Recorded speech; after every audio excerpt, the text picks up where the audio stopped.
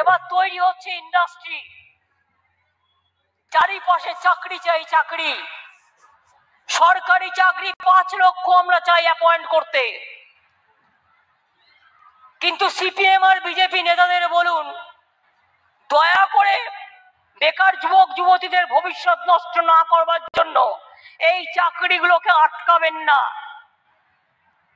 ভোটে গিয়ে কথাগুলো বলুন, কোর্টে যে কেউ যেতে পারে, এটা তার সাধারণ অধিকার। কিন্তু তাই বলে একটু মায়া লাগে না? এত টিচার নেওয়া হবে, পোস্ট খালি আছে, আপনাদের জন্য নিতে পারছি না। মানে এই বিজেপি সিপিএম আর কংগ্রেসের নেতাগুলোর জন্য, কয়েকটা ফুরফুরের জন্য। প্রজাপতি ফুরফুরে উড়ে উড়ে বেড়াচ্ছে, চাকরি পেলে তাদের লোকসান। তারা চায় না পুলিশের লোক নেওয়া হোক।